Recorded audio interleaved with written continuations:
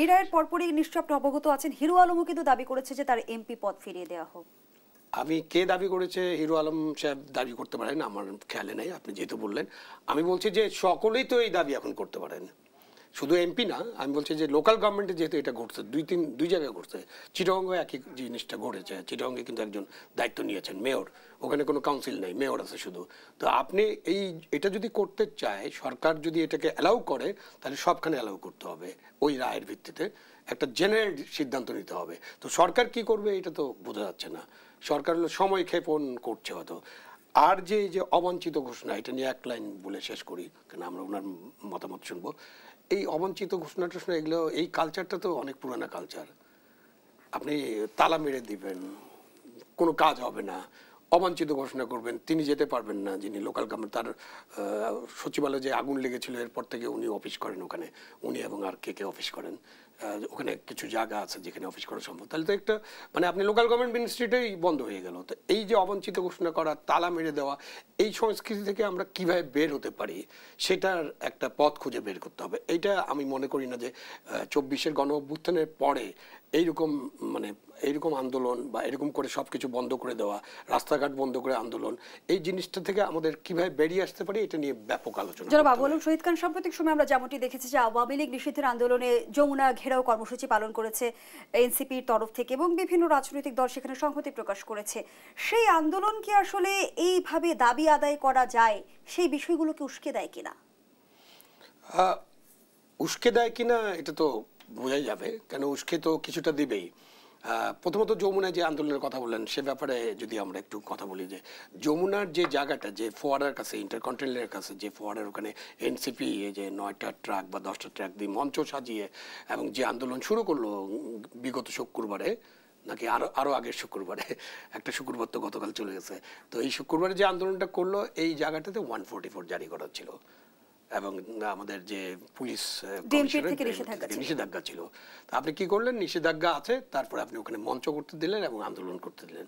তারপর তাদেরকে আবার সন্ধ্যার দিকে তারা শাহবাগে চলে গেলেন। শাহবাগ থেকে আবার তার একদিন, ওদিন আপনার সাথে ছিলাম, যেদিন ওখানে ইন্টারকন্টিনেন্টালের সামনে ওনারা বসছিলেন, মানে আন্দোলন করছিলেন এবং উপদেষ্টা পরিষদের মিটিং চলছিল। তো আপনি এই যে আন্দোলন, এই আন্দোলন নিয়ে নানান কথা আছে। হ্যাঁ, তারা শান্তিপূর্ণভাবে সেখানে আন্দোলন করতে পারলে আমরা দেখেছি যে জগন্নাথ বিশ্ববিদ্যালয়ের শিক্ষার্থীরা তারপরে জগন্নাথ বিশ্ববিদ্যালয়ের শিক্ষার্থীরা যে উস্কানি দেয় কিনা, আমি উস্কানি শব্দটা ব্যবহার করতে চাই না, যে এই আন্দোলনের ফলে অন্যরাও উৎসাহিত হতে পারেন যদি আমরা আরেকটু ডেমোক্রেটিক্যালি দেখার চেষ্টা করি। তো উৎসাহিত হলো জগন্নাথ বিশ্ববিদ্যালয়, তারাও তাদের অনেক দিন ধরে আন্দোলন করছে, তাদের নানান অসুবিধা আছে এবং তাদের দাবি দেওয়া নিয়েও কিন্তু আলোচনা হওয়া দরকার ছিল এবং আমরা আলোচনা কিন্তু করতে পারলাম না। তারা আসলেন, তখন তাদের সাথে কি ব্যাপারে, এদেরকে দেওয়া হলো ঠান্ডা পানির বোতল, এদেরকে খাবার, এবং এদেরকে কোনো বাধা দেওয়া হলো না, ওদের উপরে লাঠিচার্জ হলো এবং শিক্ষকরা আহত হলেন এবং অনেক কিছু ঘটে গেল। আমাদের একজন উপদেষ্টার দিকে বোতল নিক্ষেপ করা হলো, সেটার পরে আমরা দেখলাম সেই নিক্ষেপকারীকে ডিবি ধরেছিল। তারপরে উনি আবার সেই উপদেষ্টার সাথে ছবি তুলেছেন এবং তিনি অভিভাবকের কাছে চলে গেছেন। তো একই যাত্রায় দুই ফল হবে কেন? আপনি নিয়ম তো সবার জন্য এক হতে হবে, সুতরাং এটাতে উৎসাহিত হবে, মানুষ উৎসাহিত হয়ে ওই কাছাকাছি যাওয়ার চেষ্টা করবে। তো আপনি যদি যেটা প্রজ্ঞাপন করবেন বা যেটা আপনি আইনানুগ বাধা যেটা দিতে চান সেটা সকলের জন্য ঠিকভাবে দিতে হবে। এবং ওই আন্দোলনে শাহবাগে তো স্লোগান হয়েছে, কার কার দেশ, গোলাম আজমের বাংলাদেশ, মতি নিজামীর বাংলাদেশে অমুকের ঠাঁই নেই, একটা দুইটা ধরো জবাই করো, এরকম স্লোগান উঠেছে। আবার আমার সোনার বাংলা, আমি তোমায় ভালোবাসি, এটা যখন জাতীয় সঙ্গীত গাচ্ছিলেন ছাত্ররা তখন বাধা দেওয়ার চেষ্টা করা হয়েছে। এগুলো সব ভিডিও রেকর্ড আছে। সুতরাং এই প্রত্যেকটা জিনিসই আপনাকে আলোচনা করতে হবে এবং প্রত্যেকটা জিনিসের ব্যাপারে, যেহেতু অন্তর্বর্তীকালীন সরকার এবং সরকারের প্রধান হচ্ছেন একজন নোবেল লরেট, যাকে আমরা সবাই ভালোবাসি, শ্রদ্ধা করি, যার সারা পৃথিবীতে যার খুবই সুনাম আছে, তো তার কাছে নিশ্চয়ই এগুলো পৌঁছছে। আমি এটা মনে করি না যে তার কাছে পৌঁছে নেই, তার কাছে এগুলো পৌঁছে যাচ্ছে এবং এরপরে যে ব্যবস্থা নেওয়ার বিষয় সেটা কিন্তু নেওয়া হয়নি। আপনি আমরা যদি পরিসংখ্যানটা আপনার সামনে তুলে ধরি আবু আলম শহীদ খান, আমরা গত 8 মাসে দেখেছি 260টির অধিক আন্দোলন হয়েছে এবং আমরা বরাবরই দেখি যে আন্দোলন যে কোনো সংগঠন জানাতেই পারে, দাবি দেওয়া জানাতেই পারে, কিন্তু সড়ক অবরোধের মতো ঘটনা আমরা কেন দেখি, কেন জনদুর্ভোগ তৈরি করা হয়?